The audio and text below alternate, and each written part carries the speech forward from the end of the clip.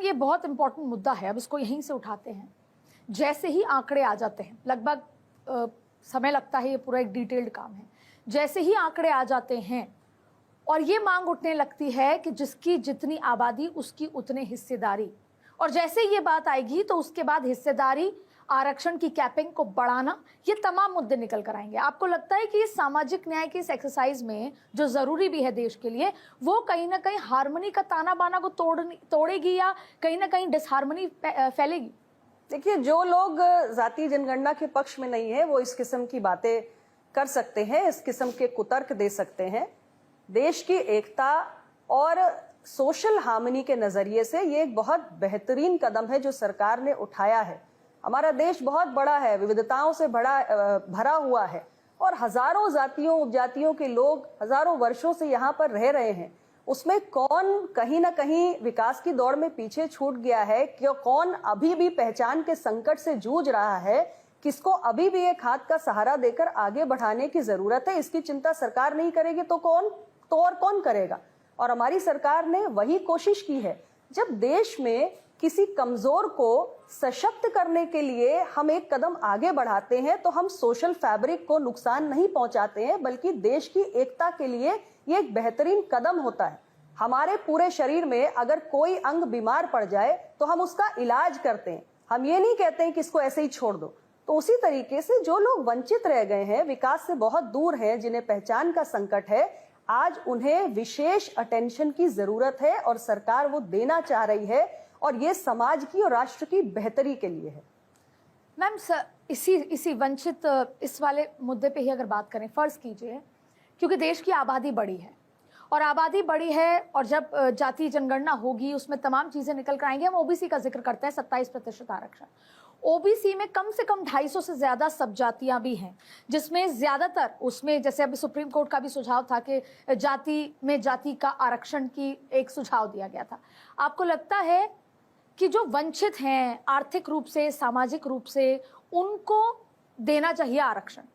क्या ऐसी कोई व्यवस्था बन सकती है जिसमें हम ये मांग करें, जैसे हमने कहा था सिलेंडर सब्सिडी छोड़ दी जाए, जो सशक्त हैं जो पैसा दे सकते हैं वो सब्सिडी छोड़ दें, तो वो पर जैसे यादवों का जिक्र कर लिया जाए। आज भी ओबीसी में यादव अब उस स्थिति में पहुंच गए हैं इतने सारे दशकों के बाद कि उनको शायद आरक्षण की जरूरत नहीं है और बहुत सारी सब जातियां हैं जिनको जरूरत है। तो क्या ये मांग या ये व्यवस्था उठ सकती है कि जो आर्थिक रूप से संपन्न है, जो सामाजिक रूप से संपन्न है, वो आरक्षण छोड़ दें? देखिए, ये ऐसे मसले नहीं है जिनका किसी एक मीडिया चैनल पे बैठ के मैं कोई जवाब दे सकती हूँ। ये बड़े व्यापक विषय हैं। कास्ट सेंसस होने दीजिए, उसके बाद जो भी आगे मसले सामने आएंगे उस पर सरकार में बैठकर चिंतन होगा और हर मसले का समाधान निकाला जाएगा। आरक्षण एक संवैधानिक व्यवस्था है जो सामाजिक और शैक्षणिक पिछड़ेपन के आधार पर हमारे संविधान निर्माताओं ने दी है। हमें आरक्षण की समीक्षा करने का जो विषय है ये एक अलग विषय है, पूरी तरीके से अलग है। कास्ट काउंट का विषय बिल्कुल अलग है। फिलहाल हमें कास्ट काउंट पर ध्यान देना चाहिए और सरकार ने किस उद्देश्य से जातियों की गिनती करने का फैसला किया है, उसके क्या लाभ हो सकते हैं, उस पर हमें ध्यान केंद्रित करने की जरूरत है और देश की जनता को उसके बारे में चर्चा करने का एक अवसर देना चाहिए। तो अनुप्रिया जी, आपको क्या लगता है कि कब तक, कितना समय लगता है, आपने जैसे समझा हो, कितना समय लगता है? क्या 2027 के अंत तक या उससे पहले 2027 की शुरुआत में, साल भर के समय में, कब तक ये पूरा एक्सरसाइज हो सकती है? बहुत जल्दी इसका भी खुलासा आपके सामने हो जाएगा। मैं इतना ही कह सकती हूँ कि कांग्रेस को तो 6 दशक लग गए, हमें 6 दशक नहीं लगेंगे। तो आप ये हमारी सरकार को पहली बार मौका मिला देश में सेंसस कराने का, तो हमने सेंसस के साथ साथ कास्ट सेंसस का भी ऐलान कर दिया। बहुत जल्दी ये कब शुरू होगा इसका ऐलान भी सरकार कर देगी। तो आप बस ये भी समझती हैं, आपको ऐसा लग रहा है कि आपने विपक्ष से उनका इकलौता जो मुद्दा था, 2 ही मुद्दों पे बात होती थी, अडानी या कास्ट सेंसस, चाहे संसद के अंदर संसद के बाहर, आपने वो इकलौता मुद्दा भी उनसे छीन लिया, चाहे वो बिहार चुनाव के परिप्रेक्ष्य में हो या देश भर के परिप्रेक्ष्य में हो? नहीं, विपक्ष के पास कोई मुद्दा है ही नहीं। विपक्ष मुद्दा विहीन है, इसीलिए जनता ने भी विपक्ष को अस्वीकार कर दिया है। ना कोई नीति है, ना कोई नियत है, ना कोई मुद्दा है। विपक्ष का ये मुद्दा कभी था ही नहीं। ये तो एनडीए के सदस्य स्वयं ही एनडीए परिवार के बीच में इस विषय को उठाते रहे हैं, उसकी चर्चा करते रहे हैं और हमारी सरकार ने ये कोई पहला फैसला नहीं लिया है। सामाजिक न्याय से जुड़े हुए बहुत सारे फैसले हम पिछले 11 सालों में ले चुके हैं। ओबीसी कमीशन को कॉन्स्टिट्यूशनल स्टेटस देना ये सामाजिक न्याय से जुड़ा हुआ विषय है जी। या हमारे नीट के परीक्षा में पीजी एडमिशन्स में ओबीसी कोटा को लागू करना, केंद्रीय विद्यालय में ओबीसी के बच्चों के आरक्षण को लागू करना, ऐसे तमाम विषय हैं जिसका हल मोदी जी की सरकार ने किया है। तो सामाजिक न्याय हमारे लिए कमिटमेंट का विषय है। सामाजिक न्याय विपक्ष के लिए सिर्फ एक पॉलिटिकल इंस्ट्रूमेंट है, क्योंकि उनके पास न कोई ये मुद्दा था, न इसके प्रति वो कभी गंभीर थे, और ना ही उनके पास कोई इंटेंट रहा है सोशल जस्टिस को इंश्योर करने का। क्योंकि मैं उस प्रेस कॉन्फ्रेंस में मौजूद रही थी जब राहुल गांधी ने पत्रकार से उनकी जाति पूछी। मैं उस समय भी वहां पर मौजूद थी जब राहुल गांधी हलवा सेरेमनी, जब बजट अनाउंस होता है उससे पहले हलवा सेरेमनी में पूछ रहे थे कि कितने ऐसे अधिकारी हैं जो ओबीसी कैटेगरी से आते हैं। तो राहुल गांधी ने संसद के बाहर ये तमाम तरीके की कोशिश करनी की मतलब इसको एक्सप्रेस करने की कोशिश की है कि ओबीसी का कहाँ है कोटा, कितने लोग हैं।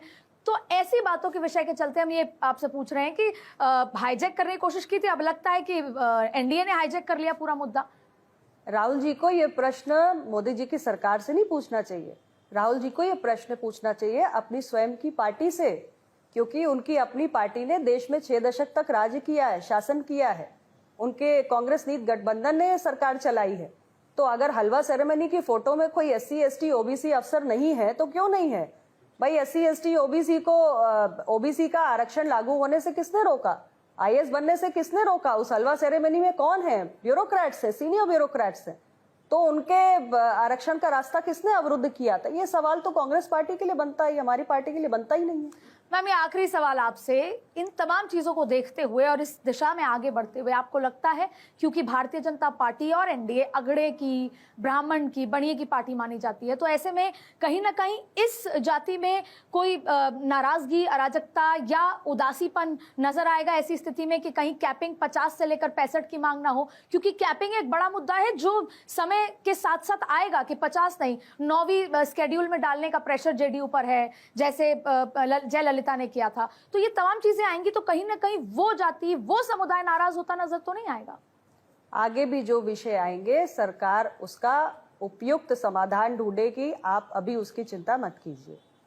अनुप्रिया जी, बहुत बहुत शुक्रिया भारत 24 के साथ जुड़ने के लिए और इस ज्वलंत मुद्दे पर बातचीत करने के लिए। आपका बहुत बहुत स्वागत है, बहुत बहुत धन्यवाद।